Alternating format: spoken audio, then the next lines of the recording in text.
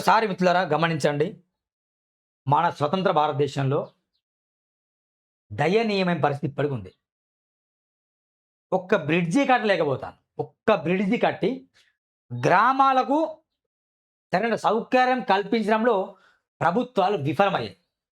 మీరు ఒక్కసారి నాతో రండి. కొమరం భీం ఆసిఫాబాద్ జిల్లాలో పరిస్థితులు చూపిస్తా. ట్యూబ్ లైట్లు వెలగని గ్రామాలున్నాయి.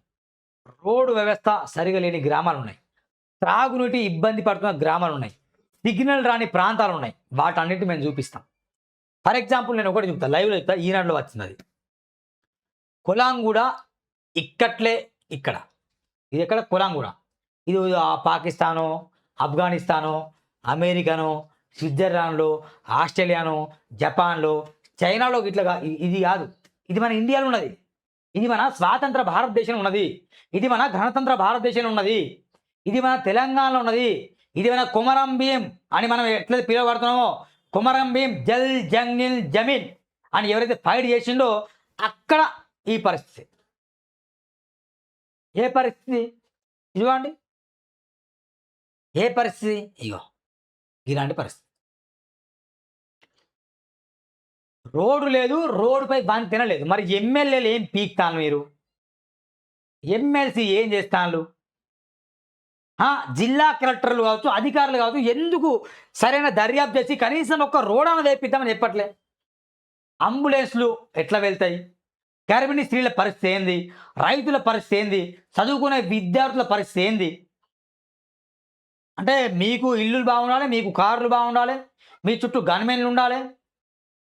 కానీ ఈ స్వాతంత్ర భారతదేశంలో వీళ్ళకి మాత్రం న్యాయం ఉండదు.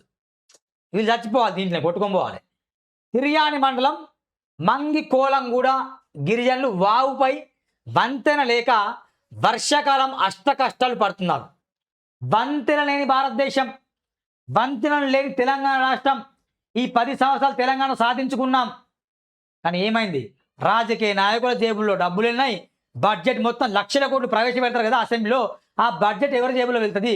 కనీసం ఒక వంతెనను కూడా తేలేకపోతాను ఆ బడ్జెట్ అంతా కలిసి. వర్షాకాలంలో అష్ట కష్టాలు పడుతున్నారు.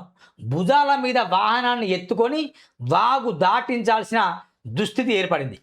3 రోజులుగా ఏకదాటిగా కురిసిన భారీ వర్షాలకు కొలంగూడ సమీపంలో వాగు పొంగి పారింది. ఆ గ్రామ గిరిజనులు కొలంగూడ నుంచి మంగికి మండల కేంద్రానికి వివిధ పనుల నిమిత్తం రాకపోకలు సాగిస్తారు. మంగి తాళ్లపేట కూడా కొలంగూడ మధ్య వాగుపై వంతెన నిర్మించాలని గిరిజనులు కోరుతాను. ఏం కోరుతాను గిరిజనులు? పాపం వంతెన నిర్మించాలని కోరుతాను. వంతెన వాళ్ళకి మీ ఫ్రీ పథకాలు అవసరం లేదు, ఉచిత భోజనం అవసరం లేదు, ఉచిత బస్సు అవసరం లేదు. వాళ్ళకు వంతెన ఉంటే స్కూల్లో పిల్లలు మంచిగా చదువుకోవడానికి, వర్షం వచ్చినా వరద వచ్చిన వాళ్ళు మంచిగా గొడుగు పట్టుకోవడానికి వెళ్తారు. ఇదే గ్రామంలో ఎవరికైనా ఇబ్బంది ఉంది, అంబులెన్స్ రావాలి, ఎట్లా వస్తుంది? రాదు. ఆ టైంలో ఆ ప్రాణం ఏమైపోతుంది? చచ్చిపోతుంది. ఒక్కసారి ఆలోచించండి. This is our democratic country. What's going on? Try to listen my voice. దయచేసి మీడియా మిత్రులు ఈ వీడియో అందరికి షేర్ చేయండి. నిజాయితీ ఇలాంటి వార్తలు ఎవరు కనిపించవండి.